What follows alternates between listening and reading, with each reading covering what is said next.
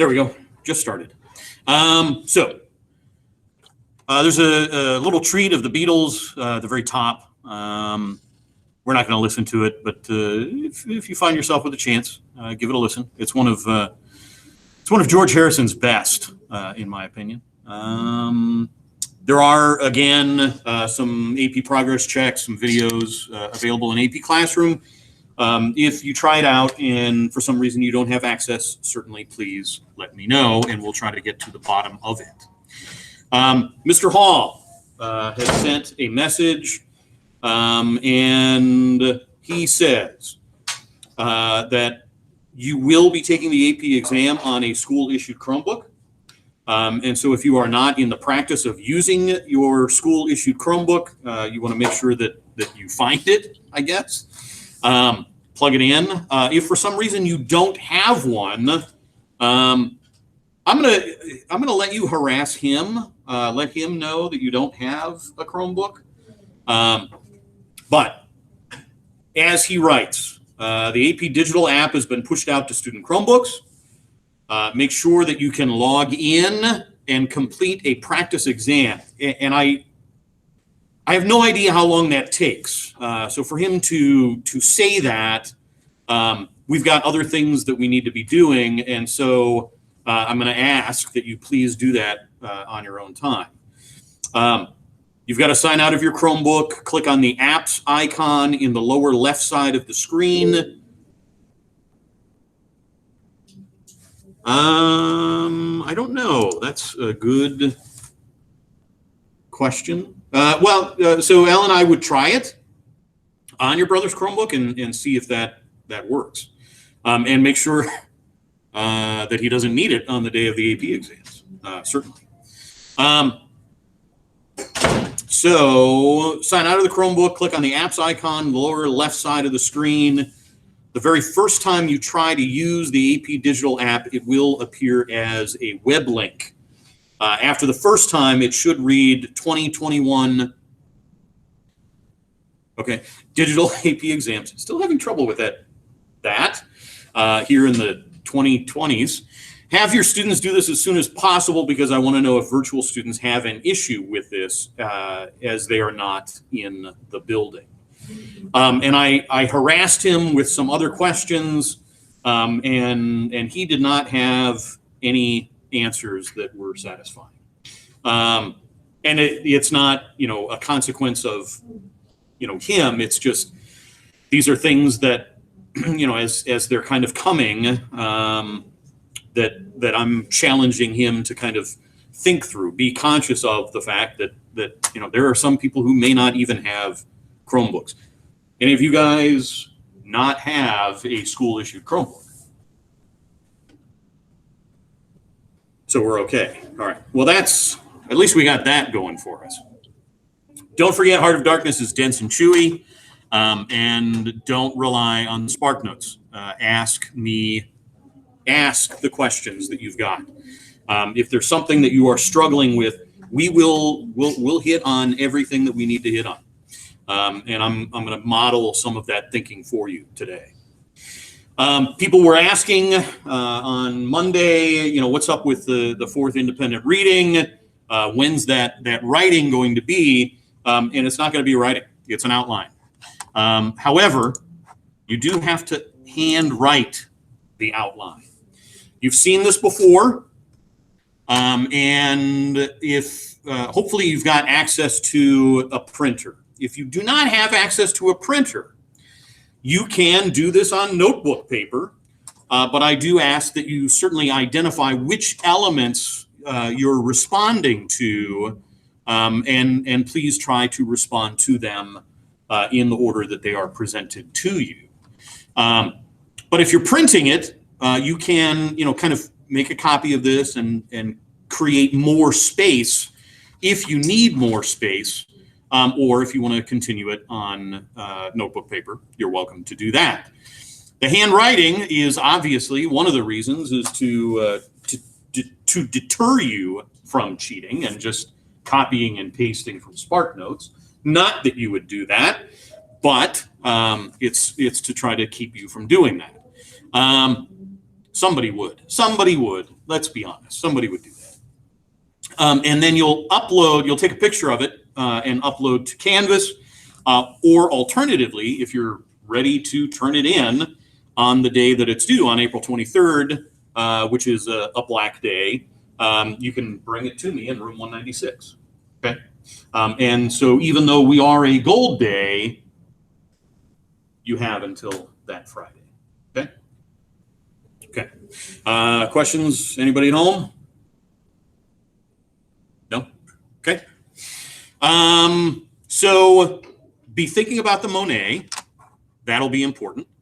And where am I going? I'm proceeding to, skipping a lot of that. I only ask you to read up to the end of the first full paragraph, page 11. Here's where it is. So before we talk about what you read and explore some of your questions, and you're going to have an opportunity to ask questions in the chat, on an index card. On an index card again. Can you believe it? Isn't that the best? Yes. I want to show you, a taxidermy that would have certainly disturbed my daughter. Okay. So this was in the Carnegie Natural History Museum. It is covered, and it's funny. So like around my junior year of high school was my first field trip to the Carnegie Museum. And once I got my license, it was a less expensive than the movies, believe it or not, to go to the museum. And so we would occasionally, as a group of friends, go to the museum. It was kind of a fun thing to do. It made us feel sophisticated, to go to the art museum or the natural history museum and just check stuff out. And I don't have a recollection of this diorama, but it was there. Based on the history of things, I know it was there. But it's covered, and it's been covered since the fall. So this is the image.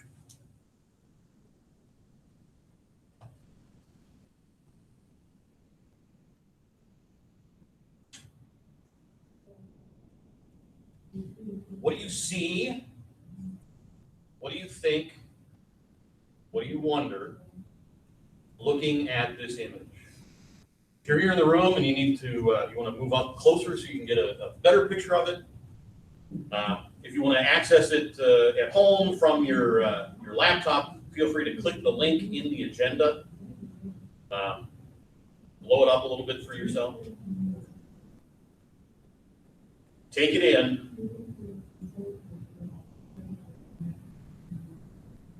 I'm going to give you about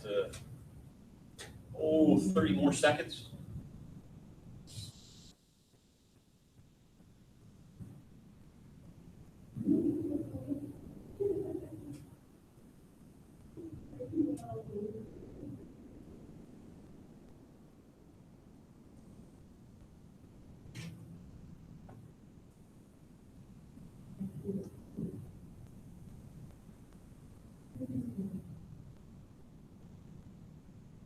And then imagine this coming to life in a night at the museum kind of scenario.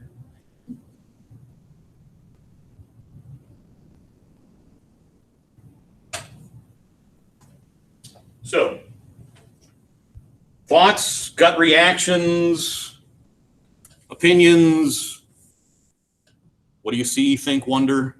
Well, at first I just saw like the lion attacking this guy on the camel, and I was like, "What's wrong with that lion?" Then look at the bottom, kind of like almost out of view. There's like another dead lion there. Yep. And so it looks like what I would think and assume is that like the guy on the camel killed that lion. Now the other lion is retaliating.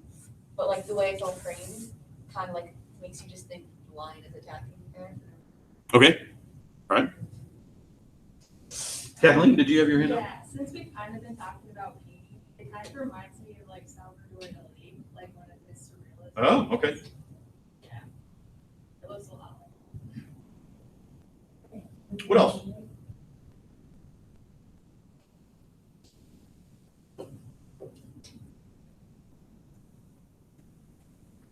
What do you see, think, wonder? Everybody at home? It kind of looks like there's like a gun on the ground next to the one dead lion, and then he's attacking the other lion with like a knife. Yes. Yeah. Anything else?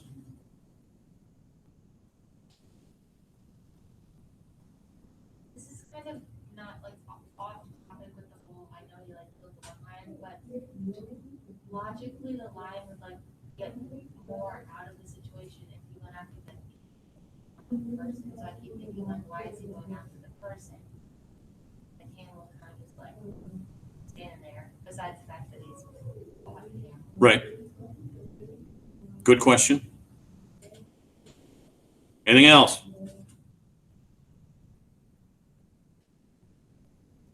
Like he's pushing the camel's nonsense. Okay.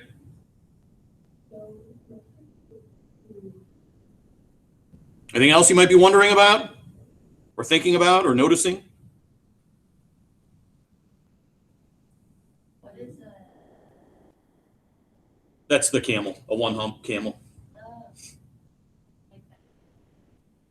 It's that's actually its new name, which you're about to find out what the old name was in a moment.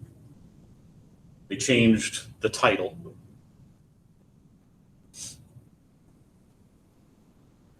Anything else you notice? Is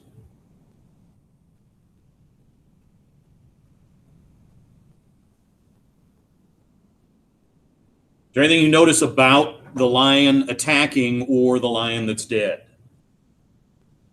like the one that's dead might be girl because it's kind of mean attacking at something. Okay, good. Anything you notice about the man?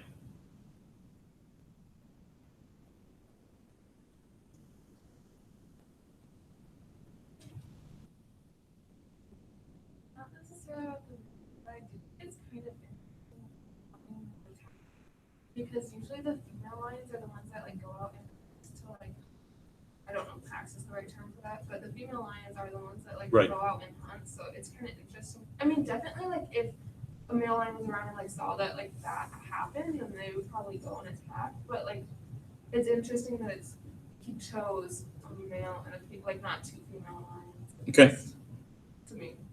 Yeah, so you deserve a pat on the back. That's a problematic issue with this particular display. As you'll see in the article that I'm about to share with you. That we've got a male doing the grunt work. Because usually the male lions make the women do it. What else? Anything else? Yeah. It's kind of like a very like classic story of like the female dies and then the male goes to attack and like avenge her. But it's interesting because this is obviously a display made by humans, and even though the animal kingdom doesn't work like that, we still kind of imposed that and made the art installation look the way that kind of made sense and fit our standards. Very nice. Yeah. So again, we're looking at the imposition of our perspective or of the human perspective on something that's going on. So it's that notion from Edward Said and the Orientalism that they must be. What was the line? What was the word? It's like on the tip of my tongue. They must be represented. They cannot represent themselves. They must be represented. And along those same lines, I ask again, what do you notice about the man?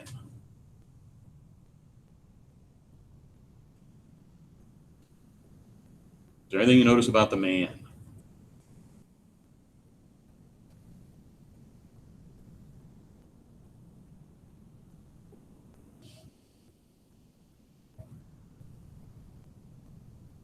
And it may be a matter of lighting.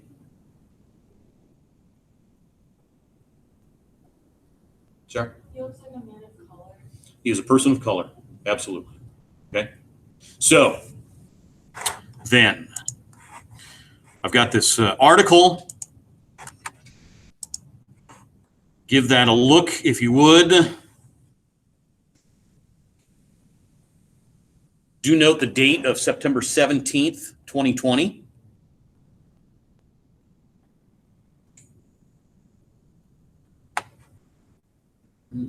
Probably got to make it. Oh, come on. There we go. It's about as big as I can make it.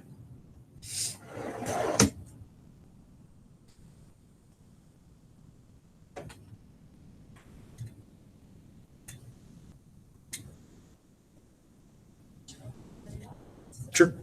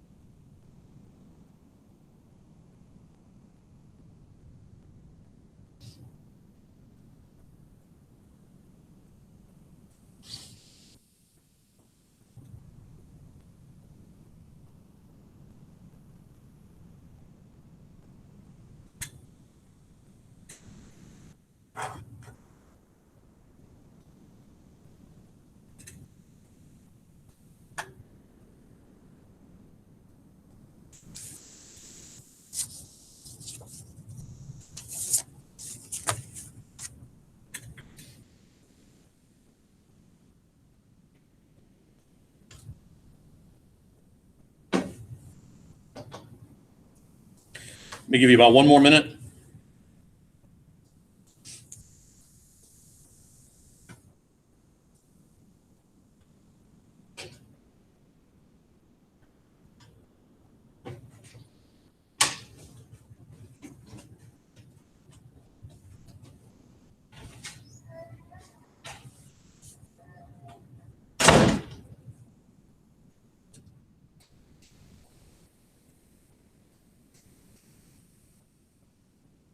Julie? Sure.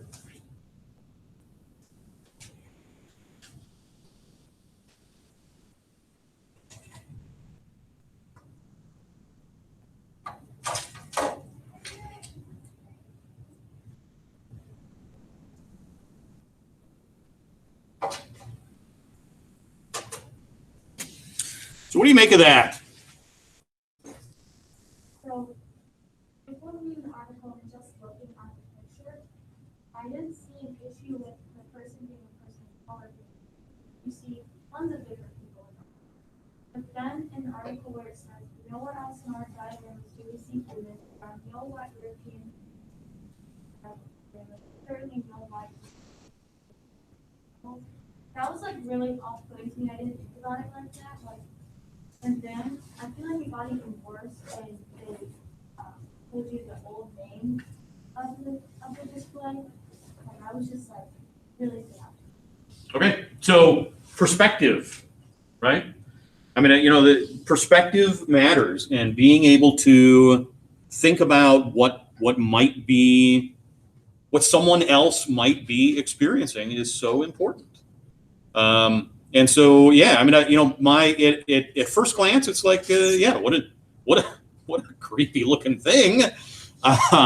You know, and I can certainly, it enabled me to empathize a bit with my daughter. But yeah, and as we were walking by the sheet covered display, I mean, she couldn't even like, she's like looking at me, eyes down, you know, yeah. So go ahead, Johnny.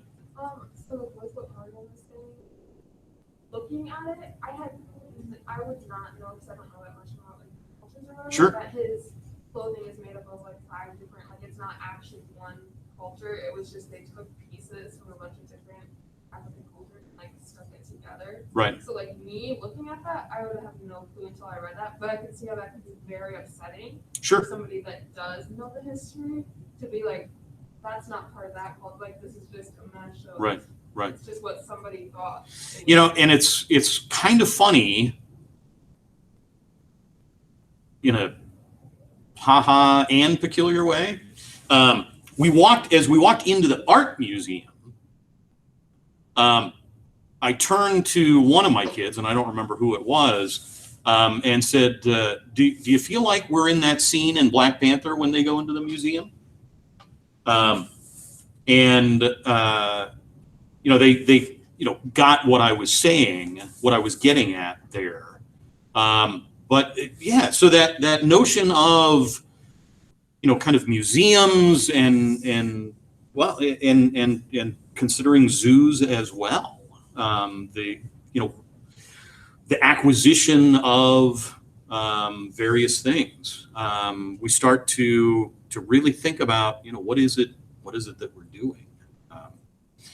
And it goes along with that idea of the monolith kind of thinking. Somebody asked me yesterday what I meant when I said monolithicizing in that document that I shared with you last time. And it's the idea that, you know, and Edward Said presents it beautifully in the title of his book, Orientalism. We talk about the Orient, and people only think about East Asian countries, but there is a Central Asia, a Southern Asia. There's more to the Orient than just East Asian countries. As with Africa, there's more to Africa than just, you know, a continent. There are several different countries that we're looking at there, with a number of different cultures It's huge. It's huge. It's more than just one thing. And so that the clothing is, a conglomerate of different representations. It's what in the world is going on there. But then we look at kind of when it was created, and that's an interesting thing to think about, I think. Kathleen, you had your hand up. So I just thought it was interesting how over time they started to question it more like ethically, but then in 2017 it's like very fine for everyone. Right. Yeah.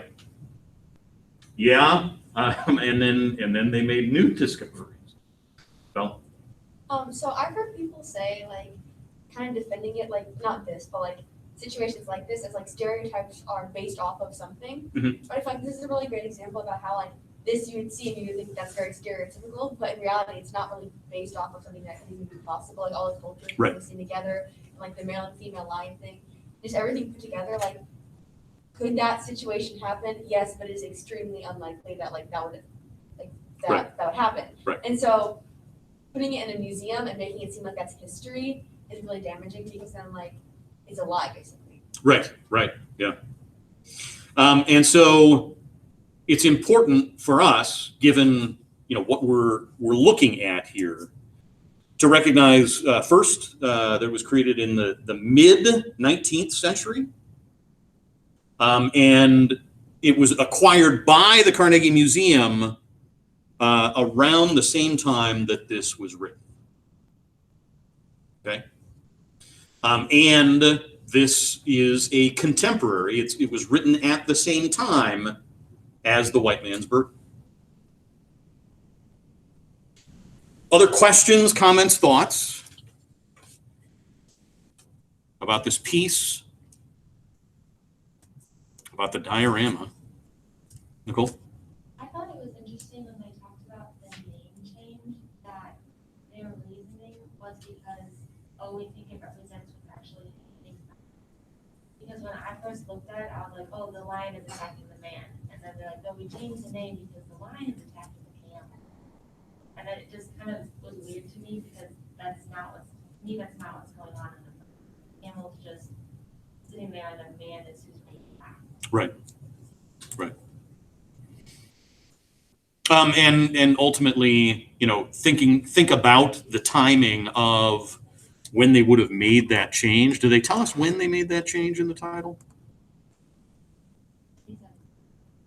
As late as 2017. Wow. But I want to say, was that when the Pittsburgh synagogue was shot up by a racist anti-Semite?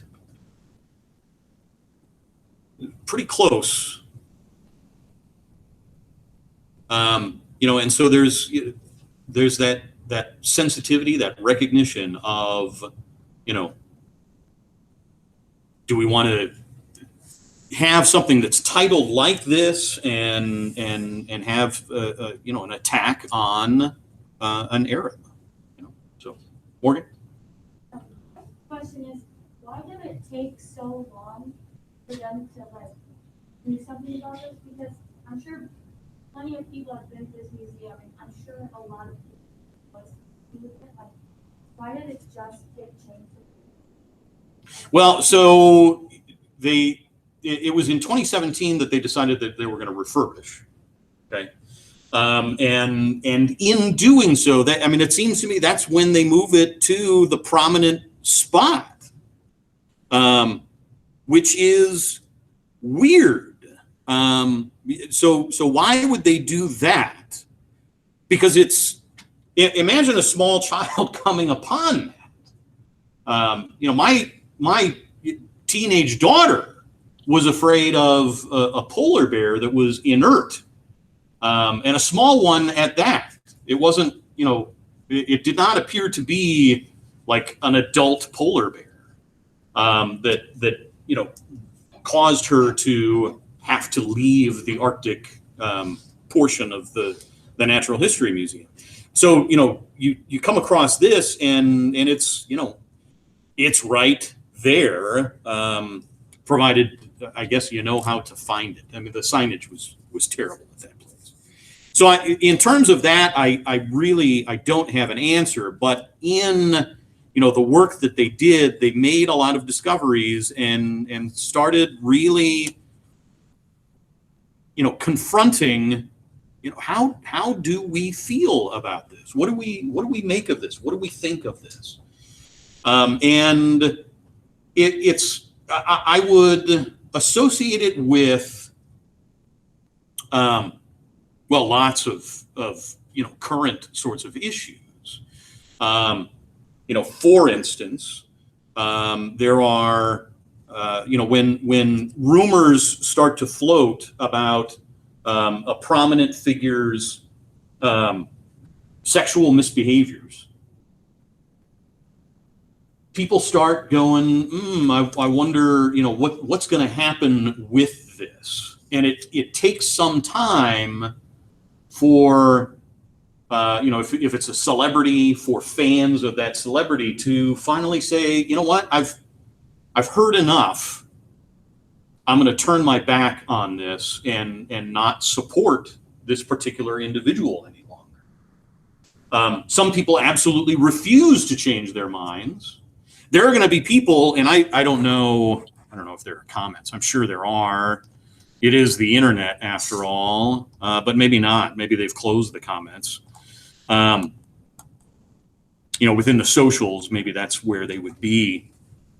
But I'm sure there are people who, think that covering this up is ridiculous, because they don't see what the big deal is, because they can't, make that leap of empathy and understand, what's going on. I think one of the things that helped them kind of make the move that they made was the discovery of human remains within it, which is messed up. So, Bella? So I have two things. The first thing is this like one of the oldest things they have there? Like oldest displays? Like I don't know. I don't think so. There are, they've got like plaster casts that are probably about the same age of like architectural items that they acquired like in the mid 19th century. And actually, no, I probably need to scratch that. They would not have acquired them in the mid 19th century because it's the Carnegie Museum. And so it's as Andrew Carnegie is rising to prominence and, doling out money and, doing things that Carnegie does. Probably about the same age in terms of acquisition. But ultimately, I don't know. And then the other thing is, do you think that like just, I don't know, because sometimes when companies or, museums, but like I've seen a lot in movies, they're like taking out scenes or like shows, like episodes they think are like offensive, which is like, I understand why they're doing that. But in a way, it's kind of like pretending that it didn't happen. Like, oh, we never really thought that, we're taking it out, we're not showing anymore. Like the movie Song of the South, which says like, so it's very problematic. I've seen it in the theater. Oh, yeah, my dad, he actually was the first to ride Splash Mountain. Okay. Disney World. Okay. Anyway, but they're just like taking it off like everywhere, like you can't find it because they don't want to like acknowledge that it happened almost. And I feel like that's also like harmful, just pretending that like they've always been accepting and understanding. Right. And like just, I don't know, I feel like getting rid of it would be like denying that it ever happened. Right. So is there a way to like, I don't know, for them to say like, yes, we did this, but like make a more accurate representation of like the cultures in there and like have like a whole new section dedicated to what people were actually like? That's a great question. I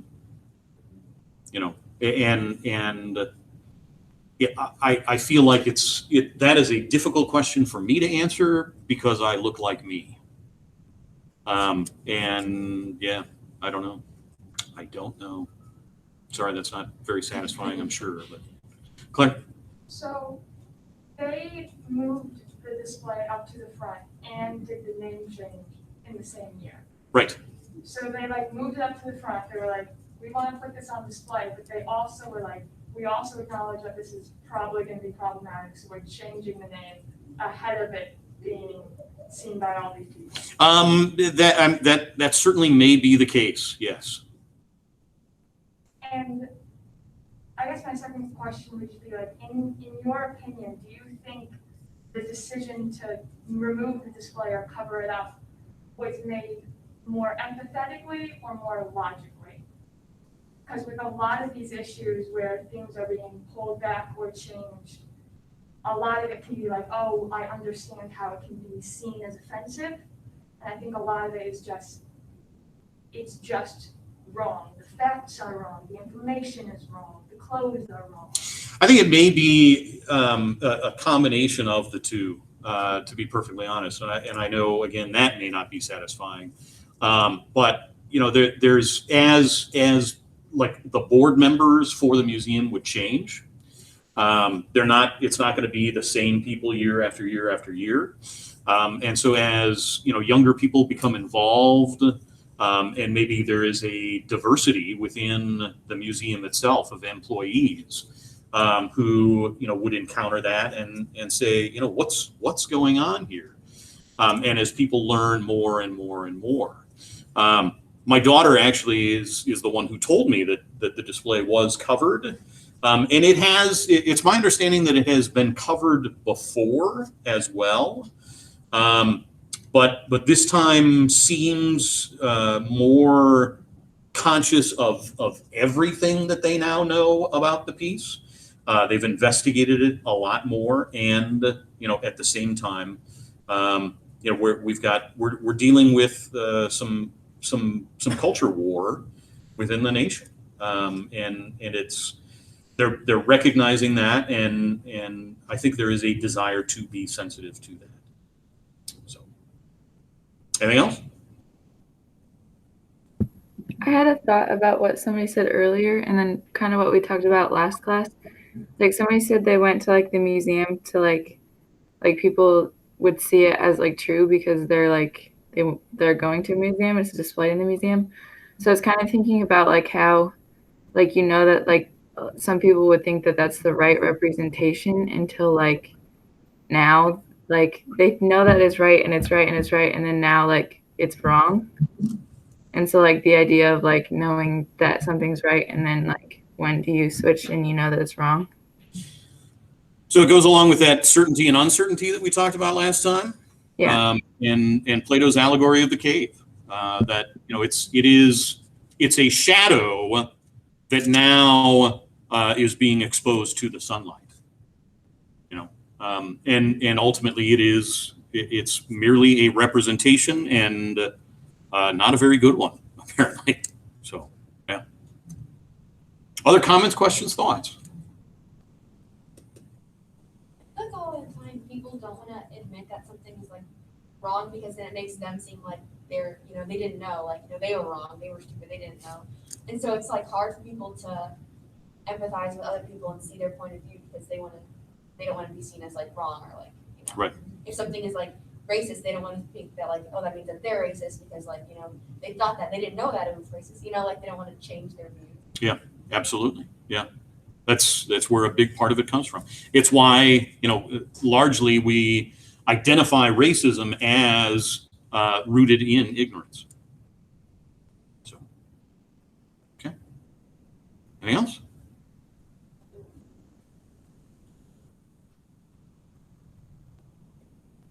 Okay. All right. Then think about questions that you have about the pieces that we've been working with. You might include lion attacking a dromedary, I suppose. It is tied into this, and I'm in an odd roundabout way delighted that I made this discovery about this issue, because this is something that's going to join the Heart of Darkness stuff. But questions about the Orwell, the Kipling, Giovanni, Dickinson, Plato, the dromedary. Share that question if you have one. And if you've got a question about Heart of Darkness, let me know what that is as well. You might have more than one, and keep in mind we are going to be talking about it. And you don't need to put your name on the card, believe it or not. The questions that you have. And if you could just identify for me, like which text that would be nice. Which text is it that you're asking me after?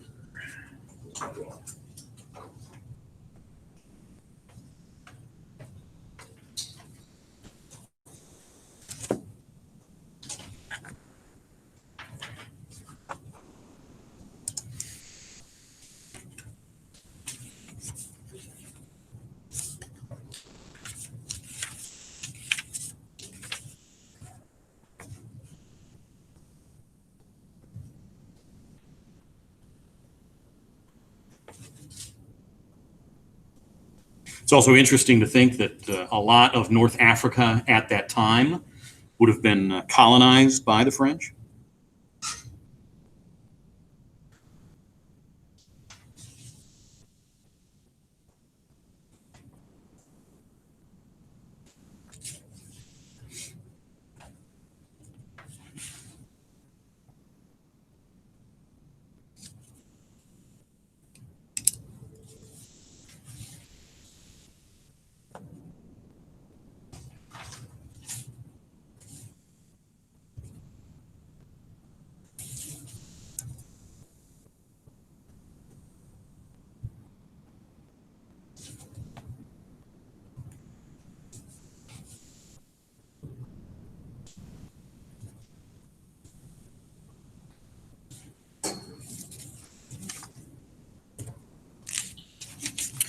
And as you folks at home come up with something, go ahead and put it in the chat. Questions that you have.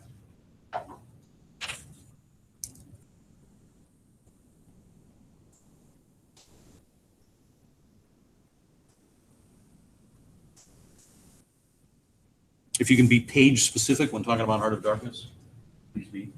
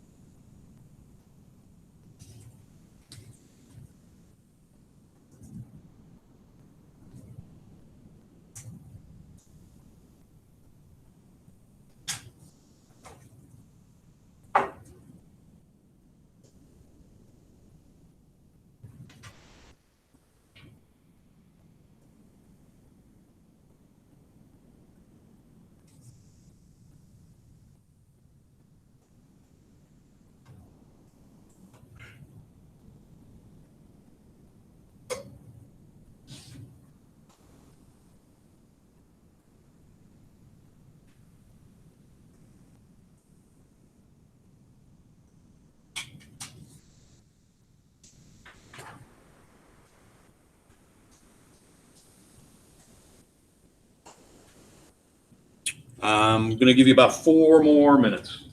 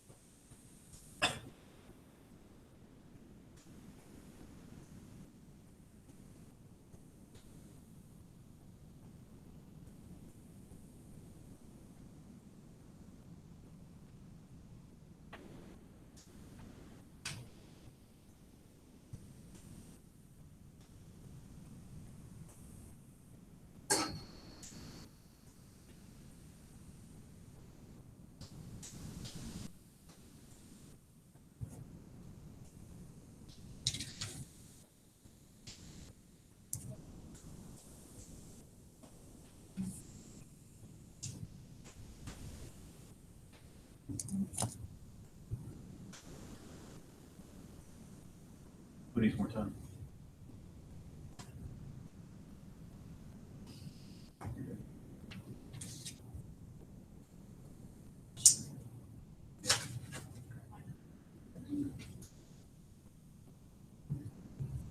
Not an important question. Couple of important.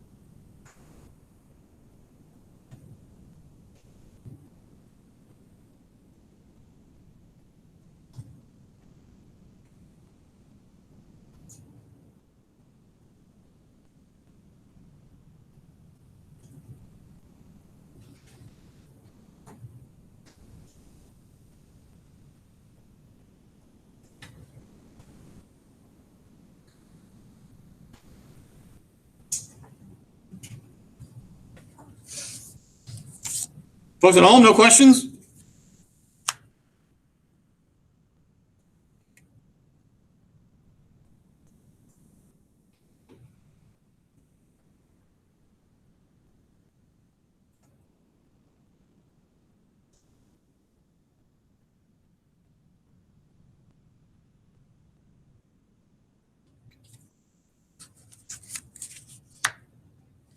All right, let me try to order these in some way.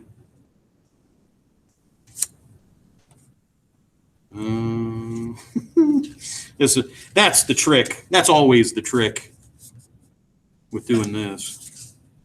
Because I want to hit the stuff that's not Heart of Darkness first.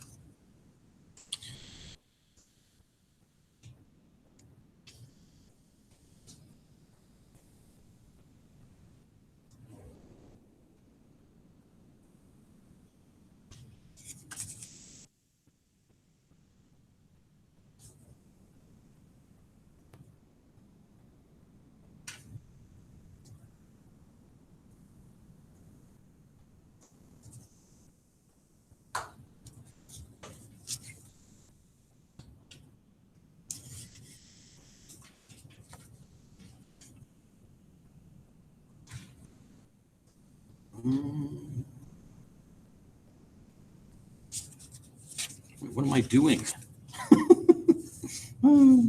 Oh boy. Okay. Okay.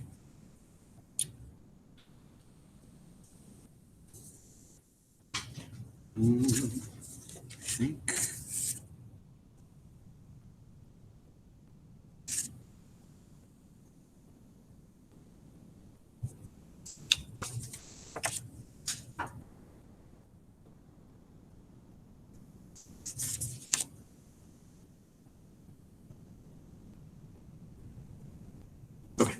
Okay.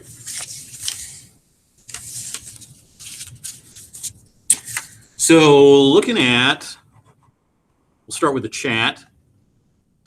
Plato's allegory of the cave. My recollection is that the ending comment said something along the lines of it being the duty of the people who know, those who have been out into the sun and seen things in their reality.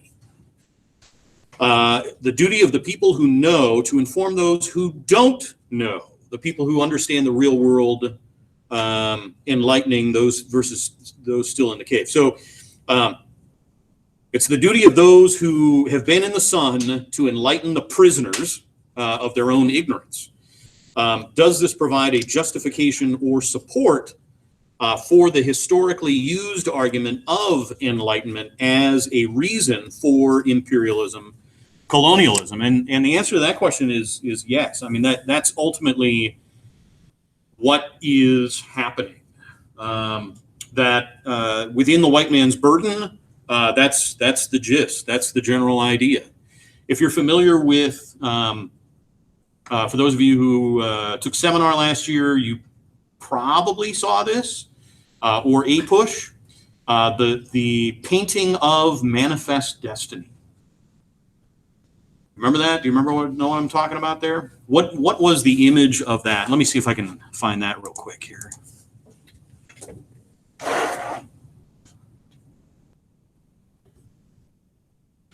You know, and the Statue of Liberty, what's her symbol? Right? So I'm sorry, it's American Progress. 1872 is what we're looking at here. And so American Progress is the woman, and, you know, moving across the West, Native Americans running, it appears, in fear, and the settlers quite calmly coming through. The wild animals appear to be in danger, in fear. The bison, well, that didn't make it any bigger at all.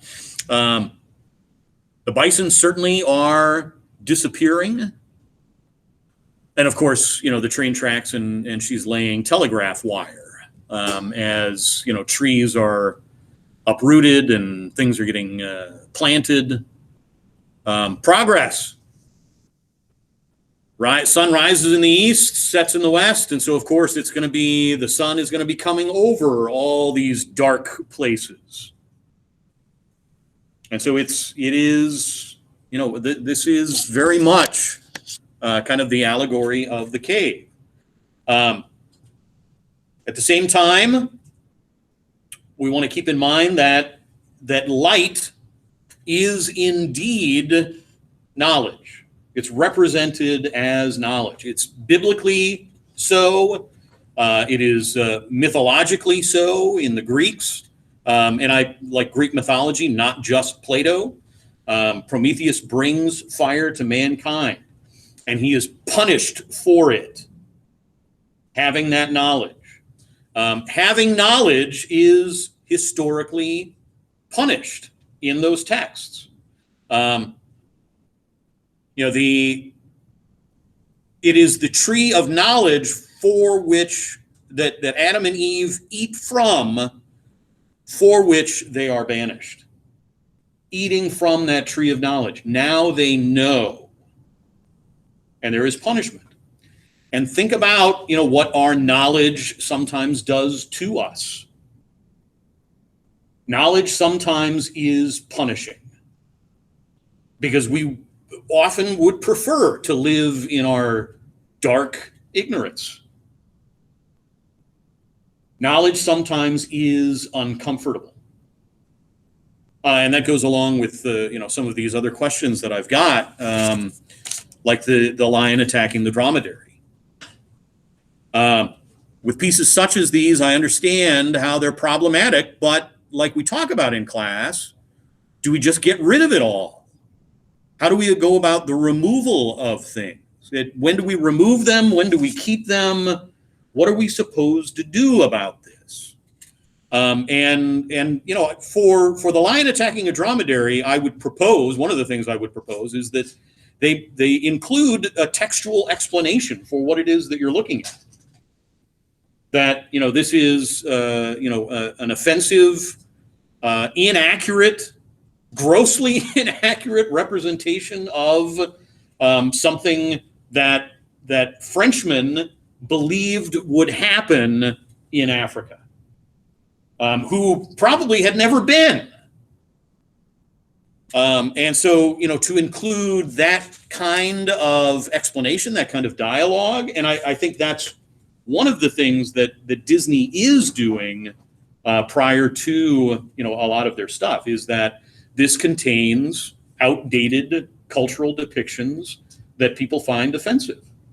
And so, as a consequence of that, be forewarned prior to watching this thing. We get ratings before we watch, TV shows and movies, and warnings prior to sometimes radio broadcasts saying that, this is something that the story is going to contain some disturbing thing. So stay tuned, be mindful of that. Be aware that you might be offended. The notion of light and dark and knowledge, think about we grow accustomed to the dark. Does that mean we grow accustomed to our ignorance? And when you're brave and you take a step forward, sometimes you hit your head on a tree. And that hurts. In growing accustomed to that, do we adjust? So that's one possibility. That's one possible interpretation of we grow accustomed to the dark. Others might view it as just simply depression. Okay. So, just a thought about shooting an elephant. When the cop went to shoot the elephant, he didn't want to shoot it, but the crowd there pushed him to feel like he had to, which is interesting considering current events and the thought of free will. in all the pieces, it's interesting because in the time they were written, but as we go forward, people realize the misrepresentation that is happening. So at what point is it not okay? So, important thoughts to be having. This is part of the confrontation that we have to have with different texts. A number of AP literature peers have abandoned Heart of Darkness because they don't know how to deal with its racism, the racism that exists within it. But is it solely racist? Is that what it's all about? And I would actually challenge a number of the claims that are made within the introduction. But again, I look like me. And so, I take what I have to say with a grain of salt, I suppose. I think that's a necessary sort of thing. In Shooting an Elephant, why was a man so bothered by the people possibly laughing at him? He viewed himself above them, so why did he care? And I think that gets to the heart of who we are as human beings. I think inherently we are all concerned about how others feel about us, no matter how confident we may appear to be. That there's something inside of us at a certain point, we all feel pressure of some kind. Ideally, I think, unless you're a sociopath. I think if you're a sociopath, maybe you don't care what other people think about it, ever. So, yeah. In Kipling, the silent, sullen people in stanza 6, the silent, sullen people are the natives that he's talking about there. Beginning up to page 11 in Heart of Darkness. I think this brings us to, nope, sorry. Well, maybe. I've ruined my order. I hate that. I hate it when I do things like that.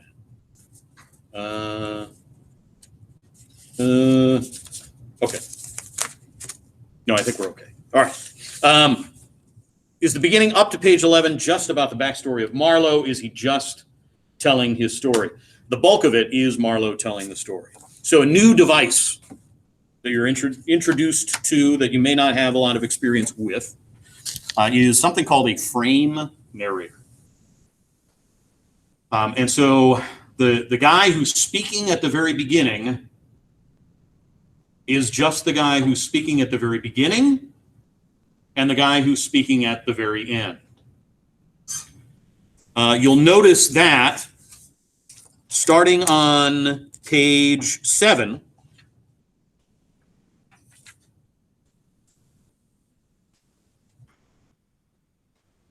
and actually it's more like page 8.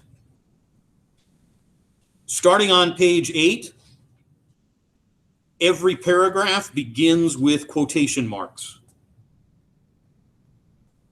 That's Marlowe speaking.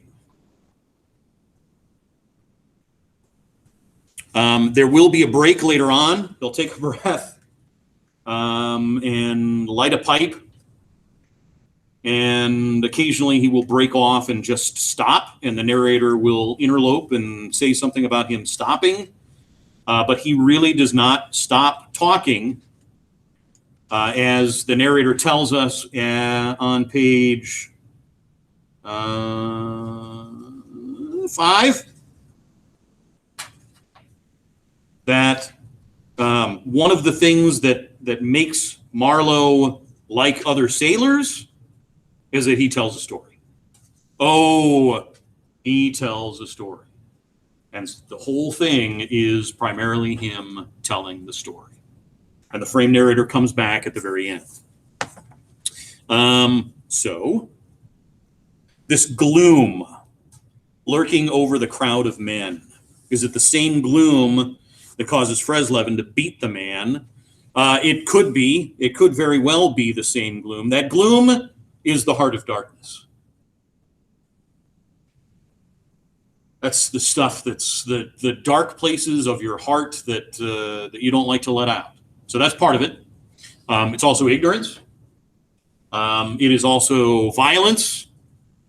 It is also terrorism and colonization and so on and so forth. One of the things that's important to note, I think, is that the gloom that lurks is primarily over the land, and it is not necessarily over the water.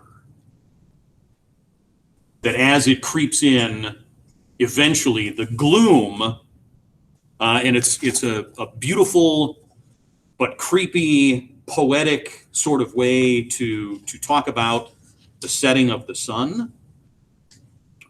So page 4,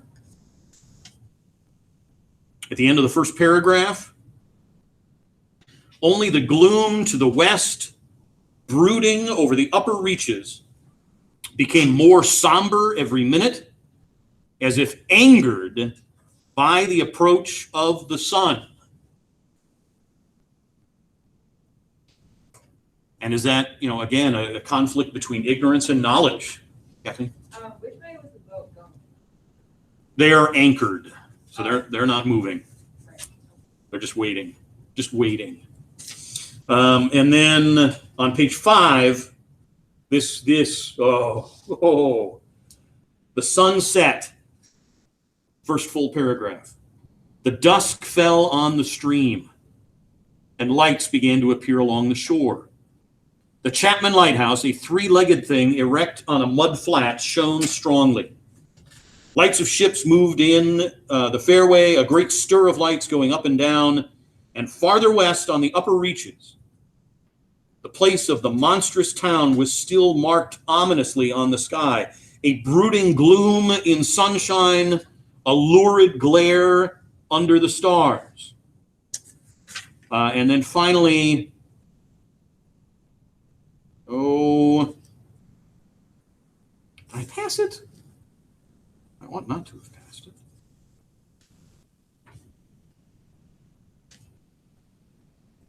No, the thing was earlier. I have too many marks. Too many marks. Sorry, it was that second full paragraph on page 4. That's the one that I love. At last, in its curved and imperceptible fall, Joseph Conrad writing in his 3rd language that he only learned as an adult. The sun sank low and from glowing white changed to a dull red, without rays and without heat, as if about to go out suddenly, stricken to death by the touch of that gloom brooding over a crowd of men. So again, we ask that question: what do we do? What do we do to the opportunity to acquire knowledge? What do we do to that? What do the boys do in Lord of the Flies? Simon brings them knowledge in Lord of the Flies. That the thing that they are so afraid of is nothing to be afraid of. And so what do they do to Simon? They kill him. They kill him for the knowledge that he brings them.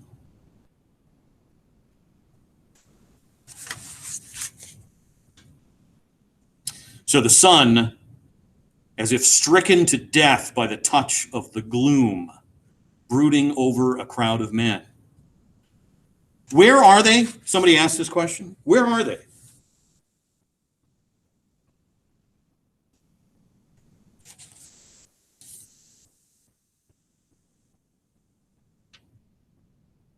So are they in the River Thames? Yes. And so, overlooking, as he describes it, man.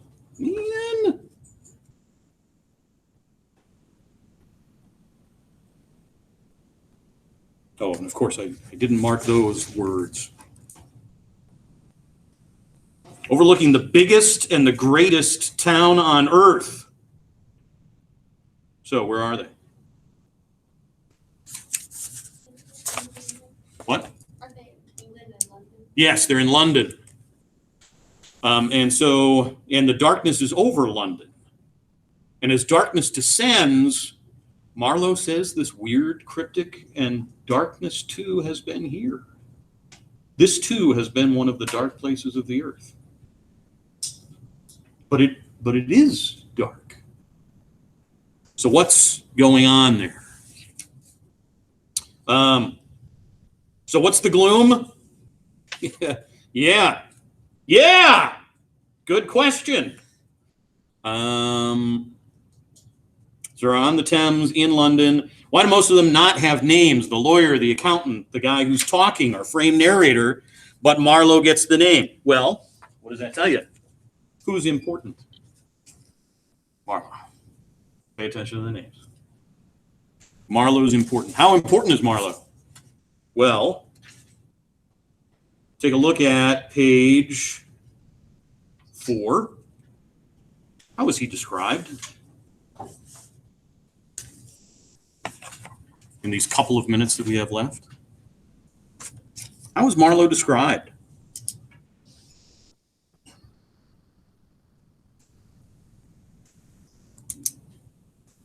Nicole? After it described him physically, it says that he resembled an idol. Okay. He resembled an idol. What is an idol? Something people worship. What kind of an idol? Cross-legged right aft, leaning against the mizzenmast. He had sunken cheeks, a yellow complexion, a straight back, an ascetic aspect, and with his arms dropped, the palms of hands outwards, resembled an idol. What color is he?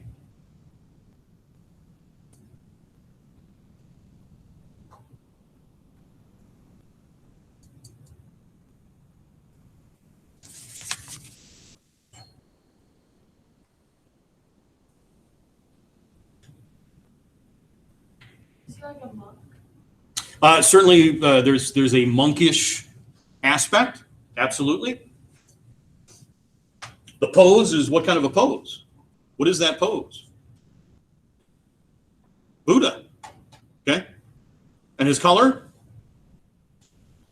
So what else is yellow? What other things are yellow that we might associate with an idol? The sun? What else? Gold. A golden idol. And what is a golden idol?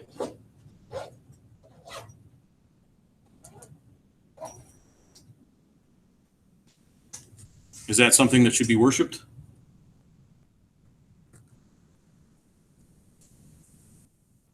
So who is this guy? Who is this guy? I know there are more questions that I need to get to, but the bell's about to ring.